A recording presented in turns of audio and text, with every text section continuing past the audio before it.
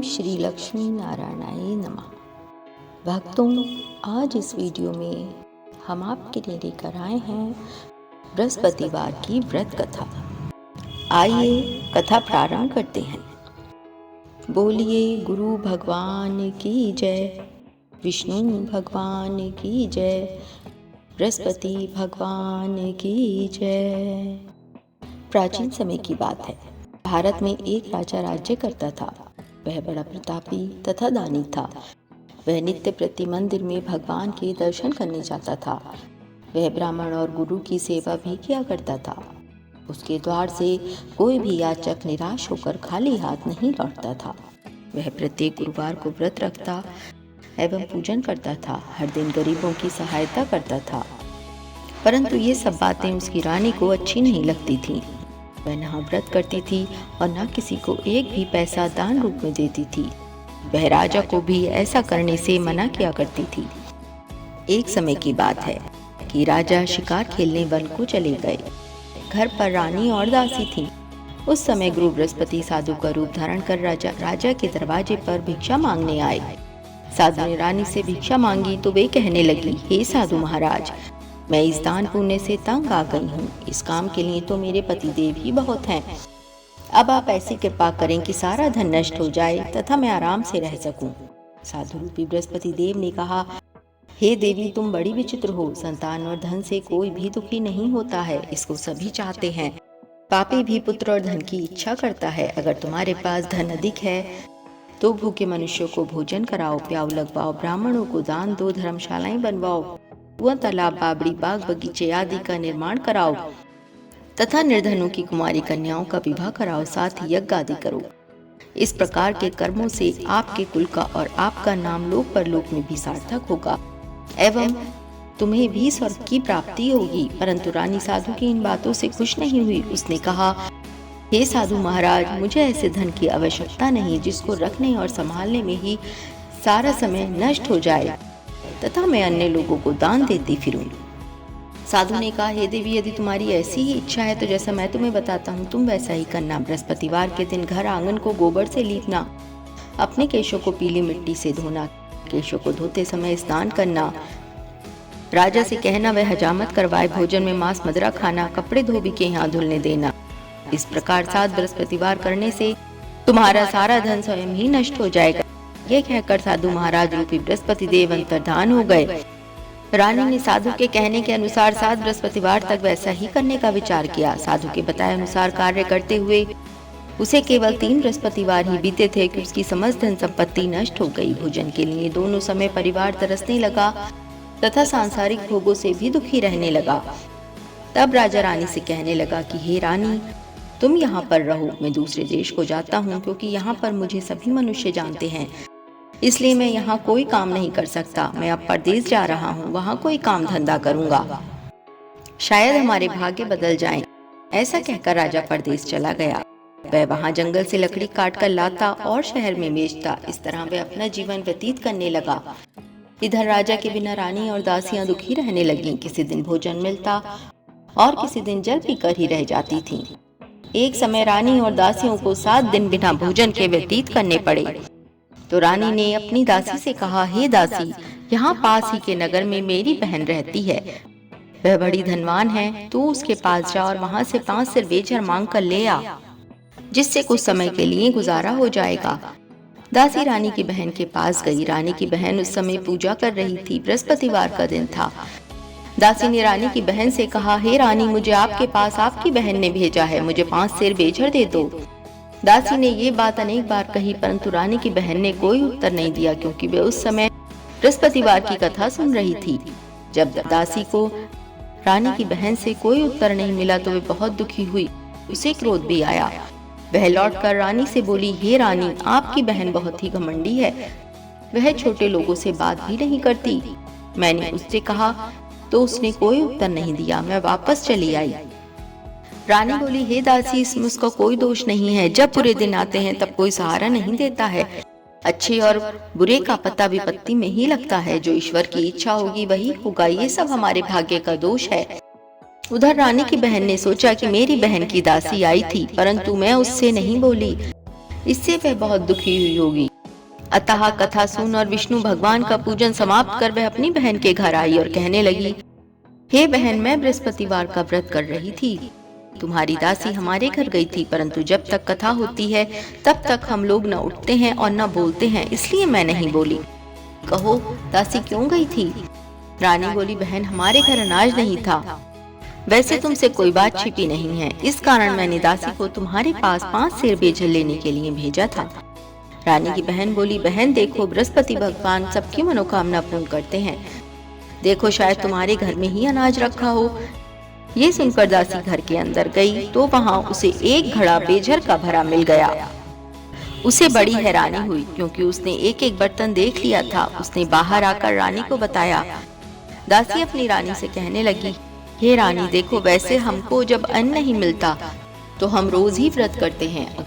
अगर इनसे व्रत की विधि और कथा पूछ ली जाए तो उसे हम भी कर लिया करेंगे। दासी के कहने पर रानी ने अपनी बहन से बृहस्पतिवार व्रत के बारे में पूछा। उसकी बहन ने बताया, हे रानी बहन, बृहस्पतिवार को सूर्योदय से पूर्व उठकर स्नान करके बृहस्पतिवार का व्रत करना चाहिए, लेकिन उस दिन सिर नहीं धोना चाहिए। बृहस्पतिवार के व्रत में चने की दाल और मुनक्कों से विष्णु भगवान का केले की वृक्ष की जड़ में पूजन करें तथा दीपक जलाएं। उस दिन एक ही समय भोजन करें। भोजन पीले खाद्य पदार्थ का करें तथा कथा सुनें। इस प्रकार करने से गुरु भगवान प्रसन्न होते हैं, अन्न, धन और पुत्र देते हैं। इस तरह व्रत और पूजन की विधि बताकर रानी की बहन अपने घर लौट गई। रानी और दासी दोनों ने निश्चय किया कि वे बृहस्पति देव भगवान का पूजन जरूर करेंगी। 7 दिन बाद जब बृहस्पतिवार आया तो दोनों ने व्रत रखा। घुड़साल में जाकर चना और गुड़ मिलाई तथा उसकी दाल से विष्णु भगवान का केले की वृक्ष की जड़ में पूजन किया। अब भोजन कहाँ से आए? दोनों बड़ी दुखी हुई, परंतु उन्होंने व्रत किया था, इस कारण बृहस्पति देव भगवान प्रसन्न थे। वे एक साधारण व्यक्ति के रूप में 2 थालों में सुंदर पीला भोजन लेकर आए और दासी को देकर बोले, हे दासी, ये भोजन तुम्हारे और रानी के लिए है, तुम दोनों ही इसे ग्रहण करना। दासी भोजन पाकर बड़ी प्रसन्न हुई और रानी से बोली, रानी जी, भोजन कर लो। रानी को भोजन के आने के बारे में कुछ भी पता नहीं था, इसलिए वह दासी से बोली, जा तू ही भोजन कर, क्योंकि तू हमारी व्यर्थ में हंसी उड़ाती है। दासी बोली, एक व्यक्ति अभी भोजन दे गया है। रानी कहने लगी, वह भोजन तेरे लिए ही देकर गया है, इसलिए तू ही भोजन कर। दासी ने कहा, नहीं रानी, वह व्यक्ति हम दोनों के लिए ही 2 थालों में सुंदर भोजन देकर गया है, इसलिए मैं और आप दोनों ही साथ साथ भोजन करेंगी। फिर दोनों ने गुरु भगवान को नमस्कार एवं धन्यवाद कर भोजन प्रारंभ किया। उसके बाद से वे प्रत्येक बृहस्पतिवार को गुरु भगवान का व्रत और पूजन करने लगी। बृहस्पति भगवान की कृपा से उनके पास बहुत धन हो गया, परंतु रानी फिर पहले की तरह से आलस्य करने लगी। तब दासी बोली, देखो रानी, तुम पहले भी इस प्रकार आलस्य करती थी। तुम्हें धन के रखने में कष्ट होता था, इस कारण सभी धन नष्ट हो गया। अब गुरु भगवान की कृपा से धन मिला है तो फिर तुम्हें आलस्य होता है। बड़ी मुसीबतों के बाद हमने ये धन पाया है, इसलिए हमें दान पुण्य करना चाहिए। तुम भूखे मनुष्यों को भोजन कराओ, प्याऊ लगवाओ, ब्राह्मणों को दान दो, कुआं, तालाब, बावड़ी आदि का निर्माण करवाओ, मंदिर पाठशाला बनवाकर दान दो, कुंवारी कन्याओं का विवाह करवाओ, धन को शुभ कार्यों में खर्च करो, जिससे तुम्हारे कुल का यश बढ़े तथा स्वर्ग प्राप्त हो और पितृ प्रसन्न हो। दासी की बात मानकर रानी ने इसी प्रकार के सदर्म कर्म करने प्रारंभ कर दिए, जिससे उनका बहुत यश फैलने लगा। एक दिन रानी और दासी आपस में विचार करने लगी कि ना जाने राजा किस दशा में होंगे, उनकी कोई खोज खबर नहीं है। गुरु भगवान से उन्होंने प्रार्थना की और भगवान ने रात्रि में राजा को स्वप्न में कहा, हे राजा, उठ, तेरी रानी तुझको याद करती है, अब अपने देश को लौट जा। राजा प्रातःकाल उठकर जंगल से लकड़ियां काटकर लाने के लिए जंगल की ओर चल पड़ा। जंगल से गुजरते हुए वह सोचने लगा, रानी की गलती से कितने दुख भोगने पड़े। राजपाट छोड़कर उसे जंगल में आकर रहना पड़ा। जंगल से लकड़ियां काटकर उन्हें बेचकर गुजारा करना पड़ा। उसी समय उस जंगल में बृहस्पति देव एक साधु का रूप धारण कर आए और राजा के पास आकर बोले, हे लकड़हारे, तुम इस सुनसान जंगल में किस चिंता में बैठे हो, मुझे बतलाओ। ये सुन राजा के नेत्रों में जल भर आया और साधु की वंदना कर बोला, हे प्रभु, आप सब कुछ जानने वाले हैं। इतना कहकर राजा ने साधु को अपनी संपूर्ण कहानी सुना दी। महात्मा तो स्वभाव से ही दयालु होते हैं। वे राजा से बोले, हे राजा, तुम्हारी पत्नी ने बृहस्पति देव के प्रति अपराध किया था, जिसके कारण तुम्हारी ये दशा हुई। अब तुम किसी प्रकार की चिंता मत करो, भगवान तुम्हें पहले से अधिक धन देंगे। देखो, तुम्हारी पत्नी ने बृहस्पतिवार का व्रत करना प्रारंभ कर दिया है। अब तुम भी बृहस्पतिवार का व्रत करके चने की दाल व गुड़ को जल के लोटे में डालकर केले के पत्ते से भगवान विष्णु का पूजन करो। फिर कथा कहो या सुनो, भगवान तुम्हारी सब मनोकामनाओं को पूर्ण करेंगे। साधु को प्रसन्न देखकर राजा बोला, हे प्रभु, मुझे लकड़ी बेचकर इतना पैसा भी नहीं बचता जिससे भोजन के उपरांत कुछ बचा सकूं। मैंने रात्रि में अपनी रानी को व्याकुल देखा है। मेरे पास कोई साधन नहीं जिससे रानी का समाचार जान सकूं। फिर मैं बृहस्पति देव की कौन सी कहानी कहूं या सुनूं? मुझको तो कुछ भी मालूम नहीं है। साधु ने कहा, हे राजा, तुम किसी बात की चिंता मत करो। बृहस्पतिवार के दिन तुम रोजाना की भांति लकड़ियां लेकर शहर में जाओ।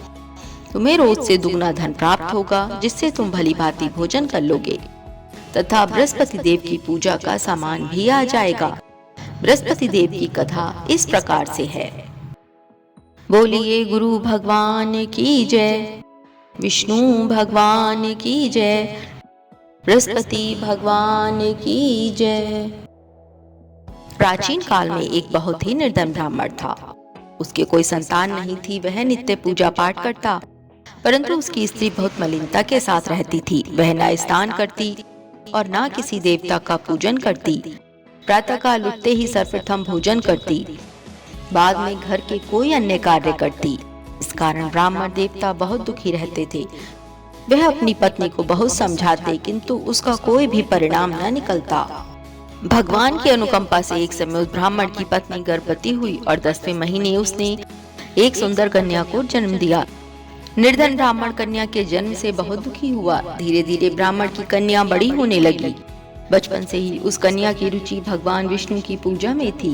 वह प्रातः उठते ही स्नानादिक करके भगवान विष्णु की पूजा करने मंदिर में जाती थी। बृहस्पतिवार को व्रत करके विधिवत पूजा पाठ करती थी। पूजा पाठ के बाद वह पढ़ने के लिए पाठशाला में जाती थी। घर से चलते हुए वह मुट्ठी भर जौ साथ लेकर जाती और पाठशाला के रास्ते में थोड़े थोड़े जौ गिराती जाती थी। जब वह पाठशाला से घर लौटती तो जौ के वह दाने सोने में बदले हुए मिलते थे। लड़की सभी सोने के दाने बीनकर घर ले आती थी। एक दिन जब वह सोने के दानों को साफ कर रही थी तो उसकी माँ ने कहा, बेटी, सोने के दाने साफ करने के लिए सोने का सूप भी होना चाहिए। अगले दिन बृहस्पतिवार था। उसने भगवान बृहस्पति देव की पूजा करते हुए प्रार्थना की, हे भगवान, यदि मैंने आपका व्रत विधिवत किया हो तो मुझे सोने का सूप दे दो। भगवान बृहस्पति देव ने उसकी मनोकामना पूरी करने का वचन दिया। पाठशाला से लौटते समय उसे रास्ते में सोने का सूप पड़ा हुआ मिला। घर लौटकर सोने का सूप अपनी माँ को दिखाकर वह सोने के दाने साफ करने लगी। उसी समय नगर का राजकुमार उसके घर के पास से गुजरा। उस सुंदर लड़की को सोने के सूप में जौ साफ करते देख राजकुमार उस पर मोहित हो गया। महल में लौटकर राजकुमार ने राजा से उस लड़की से विवाह करने की इच्छा प्रकट की तो राजा ने ब्राह्मण को महल में बुलाकर राजकुमार से उसकी लड़की के विवाह की बात कही। ब्राह्मण तैयार हो गया। धूमधाम से उस लड़की का विवाह राजकुमार से हो गया। दुल्हन बनकर ब्राह्मण की लड़की महल में चली गई।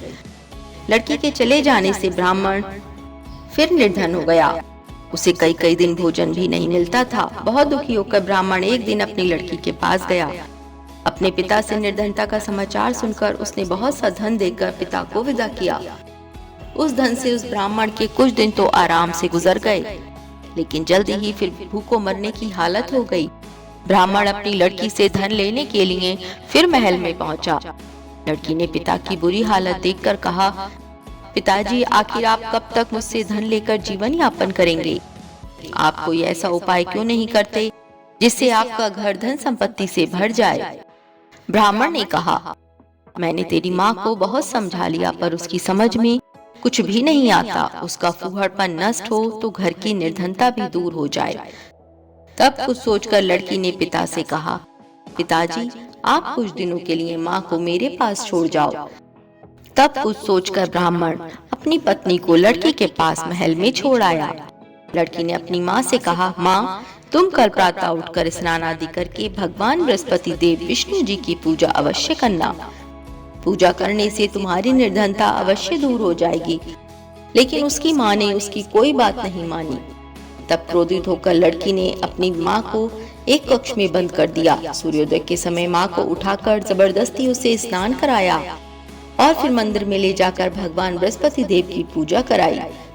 कुछ दिनों तक ऐसा करने से माँ की बुद्धि में परिवर्तन हुआ और वह स्वयं बृहस्पतिवार का व्रत रखने लगी। उसके व्रत रखने से ब्राह्मण के घर में भगवान विष्णु की अनुकंपा से धन की वर्षा होने लगी। दोनों पति पत्नी धन संपत्ति पाकर आनंद पूर्वक जीवन यापन करते हुए विष्णु धाम को चले गए। लकड़हारा बने राजा ने उन साधु से भगवान बृहस्पति देव की ये कथा सुनकर बृहस्पतिवार का व्रत करके भगवान विष्णु की पूजा की। उस दिन से उसके सभी कलेश दूर हो गए। लेकिन अगले बृहस्पतिवार को कामकाज में अधिक व्यस्त रहने के कारण उसने भगवान बृहस्पति देव जी का व्रत नहीं किया। भगवान बृहस्पति देव लकड़हारे से क्रोधित हो गए और उसे भूल की सजा दी। उस दिन नगर के राजा ने नगर में घोषणा करके सबको सूचित किया, प्रत्येक नागरिक मेरे महल में भोजन करने आए। जो नहीं आएगा उसे अपराधी मानकर भारी दंड दिया जाएगा। लकड़हारा बने राजा ने राजा की घोषणा तो सुनी, लेकिन जंगल से लकड़ी काटकर लाने और उन्हें बेचने में देर हो जाने के कारण वह समय पर महल में भोजन करने नहीं जा सका। अतः राजा के सैनिक लकड़हारे को पकड़कर महल में ले गए। राजा ने उसे महल के एक कक्ष में बैठाकर भोजन कराया। उस कक्ष में एक खूंटी पर रानी का सोने का हार लटका हुआ था। लकड़हारा अकेला उस कक्ष में भोजन कर रहा था। तभी उसने एक आश्चर्यजनक घटना घटती देखी। देखते ही देखते वह खूंटी हार को निगल गई।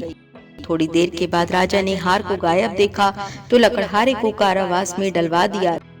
लकड़हारा मन ही मन अपने भाग्य को कोसने लगा। तभी उसे जंगल में मिले साधु का स्मरण हो आया। थोड़ी देर में भगवान बृहस्पति देव सन्यासी के रूप में उसके सामने प्रकट हुए और कहा, हे लकड़हारे, तूने भगवान बृहस्पति देव की पूजा नहीं की, इसी कारण तुम्हें कष्ट हुआ है। लेकिन अब चिंता मत करो, बृहस्पतिवार के दिन कारागार के दरवाजे पर तुम्हें कुछ पैसे पड़े हुए मिलेंगे। उन पैसों से भगवान बृहस्पति देव का व्रत करके उनकी पूजा करोगे तो तुम्हारे सब दुख नष्ट हो जाएंगे। बृहस्पतिवार के दिन दरवाजे पर पड़े मिले पैसों से चने और गुड़ मंगाकर लकड़हारे ने बृहस्पतिवार की कथा कही। तो भगवान बृहस्पति देव ने प्रसन्न होकर उस नगर के राजा को स्वप्न में लकड़हारे को कारागार से मुक्त करने को कहा। सुबह राजा ने अपने कक्ष में आकर देखा तो खूंटी पर रानी का हार टंगा हुआ था। राजा ने लकड़हारे को कारागार से मुक्त कर दिया और उसे धन और आभूषण देकर विदा किया। लकड़हारा बना राजा उस नगर से चलकर अपने नगर में पहुंचा तो उस नगर में कुएं, धर्मशाला, बाग बगीचे देखकर बहुत प्रसन्न हुआ। राजा ने किसी से पूछा, ये कुएं व धर्मशालाएं किसने बनवाई हैं? सबने उसे बताया कि ये सब रानी और उसकी दासी ने बनवाए हैं। राजा महल में पहुंचा तो रानी ने उसका भव्य स्वागत किया।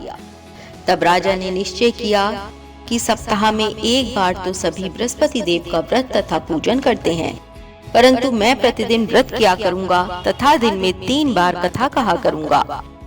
अब राजा हर समय दुशाले में चने की दाल बांधे रहता तथा दिन में 3 बार बृहस्पति देव जी की कथा कहता। कुछ दिनों के बाद राजा को अपनी बहन की याद आई। एक दिन घोड़े पर सवार होकर राजा अपनी बहन से मिलने चल दिया। अभी राजा नगर के बाहर पहुंचा ही था कि उसने कुछ लोगों को एक शव को ले जाते हुए देखा।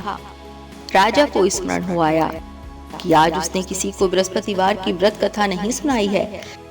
राजा ने उन लोगों को रोककर कहा, भाइयों, शव को ले जाने से पहले मुझसे बृहस्पतिवार की कथा सुन लो।